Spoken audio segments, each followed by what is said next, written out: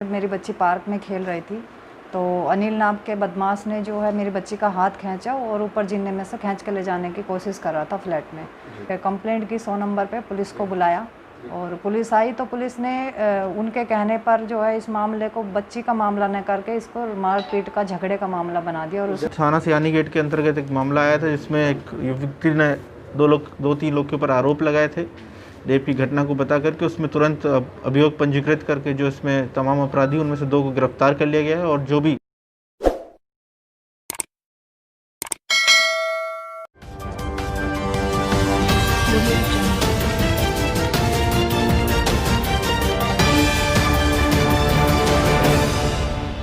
SPN news, जुनून सच का।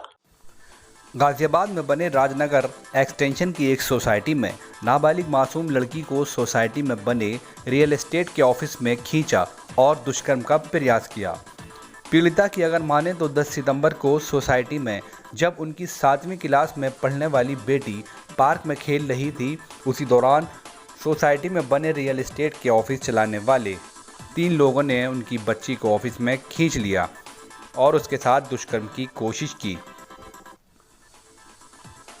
बच्ची के शोर मचाने पर सोसाइटी के लोग जमा हो गए, जिसमें मारपीट के बाद आरोपी को थाने ले जाया गया, जहां पुलिस ने एक आरोपी को ही हिरासत में लिया और आरोपी के साथ बच्ची के पिता को भी थाने ले गई, जहां दोनों का शांति भंग की धाराओं में चालान कर दिया।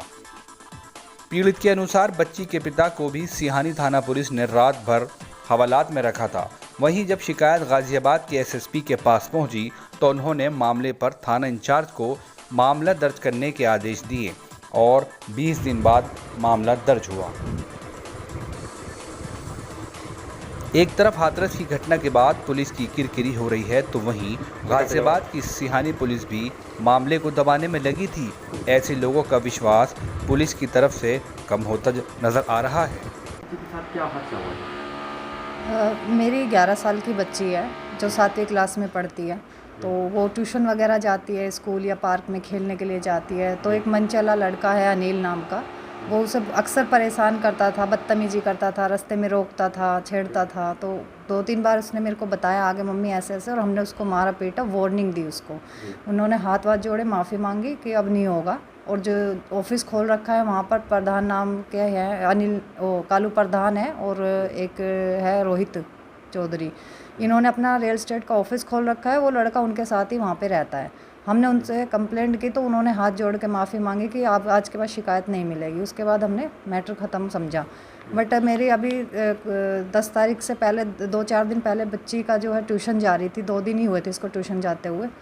उसने पहले फिर छेड़ा इसको और इसने मेरे को आके बताया। मैंने कहा तेरे डैड, वो जो छोड़ती थी वो कितने लोग हुआ करते थे? वो 3 लोग थे, ठीक है। तो इसने मेरे को आके बताया कि ऐसे ऐसे मम्मी मेरे को ऐसे कहा। मैंने कहा ठीक है तेरे पापा को आज बताऊंगी। फिर मैं भूल गई उन्हें बताना। अगले दिन फिर दोबारा ट्यूशन गई है, तो उसके बाद खेलने भेज दिया मैंने कहा चलो खेल आओ। तो पार्क में खेल रही थी, वहाँ उस लड़के ने बाइक पे बैठा हुआ था अपने टावर के नीचे और इसका हाथ पकड़ के जीने से ऊपर खींचने लगा। तो ऊपर अपना उनका जो फ्लैट है F505 तो में। ये लोग आपके आस के पड़ोस में रहते हैं? हाँ, इसी सोसाइटी में रहते हैं वो, F टावर में। जी जी जी। 5वें फ्लोर पर उन्होंने अपना ऑफिस खोला हुआ है। हमने उसी दिन फर्स्ट टाइम देखा था, तो बच्ची ने आके बताया, वहाँ चिल्लाई तो जैसे पब्लिक इकट्ठी हो गई। तो सबने फिर बच्चे को छुड़ाया, क्या हुआ बेटा क्या हुआ। ये भाग के हमारे पास आई और आके इसने बताया। तो मेरे हस्बैंड और मैं, मेरी बच्ची, हम एक हमारे देवर आए हुए थे, हमने सबने जाके वहाँ पिटाई करी। फिर उसकी सारी पब्लिक इकट्ठी हो गई। क्या कार्रवाई हुई है इसमें? एक्चुअली 10 तारीख से मैं अभी तक भाग रही हूँ, कोशिश कर रही हूँ। ना तो मेरी रिपोर्ट लिखी गई थी और ना ही कोई सुन रहा था। मैं थाने में जाती थी तो थाने वाले कहते थे कि जी चौकी चले जाओ। चौकी में जाती तो वह कहते थे फैसला कर लो और ख़त्म करो बात को। कहने पर मुकदमा दर्ज हुआ इसमें? ये मैंने SHO सर के पास मैं 3 बार गई हूँ। तीसरी बार जाके मेरी उनके रूबरू मेरी जब मुलाकात हुई तो मैंने उनसे कहा सर क्या हाथरस जैसी घटना हो जाएगी तभी आप सब कुछ करेंगे, ये बताइए। मेरी बच्ची उस हादसे से बच के निकल के आई है और वो बदमाश जो है ऐसे ही खुले फिर रहे हैं, हमको धमकियाँ दे रहे हैं। हमारे पीछे बदमाश लगाए जा रहे हैं। जब हम घर से बाहर निकलते हैं तो हमारे पीछे गाड़ी में बदमाश और एक पुलिस वाला भी बैठा हुआ था उसमें। तो हमारे साथ ऐसी घटनाएं हो रही है। हमारे घर के बाहर भी लोग चक्कर काटते हैं, धमकियां दी जा रही है, आगे केस बढ़ाओगे तो जान से मार दिया जाएगा, ये वो। तो हमें अभी भी ये डर है। मैंने कर तो दिया है, अभी 2 लोगों को उठा लिया है उन्होंने, कल एसएसपी ने सब चीज़ें कराई हैं, बट मेरे को फिर भी डर है कि कहीं ना कहीं खुंदस या दुश्मनी ना निकाले। कितना डर लगा रहता है जिस तरीके से मुकदमा दर्ज हुआ है, गिरफ्तारी हुई है, मन में कितना डर है? देखो डर तो है ही, क्योंकि समाज में जब उनके इतने मेरे भागने पर 20-25 दिन तक कोई सुनवाई नहीं और ऊपर से बदमाश हमारे पीछे लगे हैं, तो जाहिर सी बात है दुश्मनी समझेंगे वो आगे। और मेरी तो सरकार से ये रिक्वेस्ट है कि आगे कुछ हो तो उसका जिम्मेदार इन्हीं सबको समझा जाए, क्योंकि मुझे अभी भी डर है वो कि कभी कुछ कर ना दे, दुश्मनी ना निकाले, क्योंकि वो प्रधान वगैरह है और दबंग टाइप के लोग हैं, तो उनसे थोड़ा सा हमें डर लग रहा है कौन इस से चीज़ इलाके में से। रहते हैं आप? हम एक्सटेंशन में रहते हैं, राजनगर एक्सटेंशन गाज़ियाबाद। अब मुकदमा दर्ज हो चुका है, कितने लोगों की गिरफ्तारी हुई है? उसमें 2 लोग गिरफ्तार हुए हैं और एक फ़रार है। किसके कहने पर मुकदमा दर्ज हुआ? ये एसएसपी सर के कहने पर हुआ है। मैंने खुद ही अकेले भाग दौड़ की, अपनी बेटी को लेकर मैं थाने और यहाँ पे चौकी भी गई हूँ, मैं थाने गई हूँ, मैं एसएसपी ऑफिस 2-3 बार गई हूँ। चक्कर काटने पर मुकदमा दर्ज हुआ? ये 10 तारीख का मामला था रात का, और कल मेरा मुकदमा दर्ज हुआ है।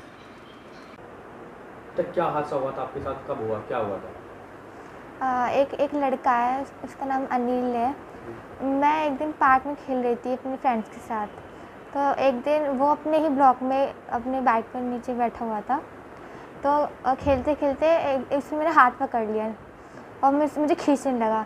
उसने बोला कि आज नहीं छोड़ूंगा, तो मैं उसको ऊपर ले जाने लगा। वो दो लोग और थे जो ऊपर से इशारा कर रहे थे, तो मैंने फिर चिल्लाया, छुड़वाया, फिर सब भीड़ भी इकट्ठा हो गई, फिर वो भाग गया ऊपर। थाना सानी गेट में रेप का मामला दर्ज हुआ है, सर पूरे क्या मामला?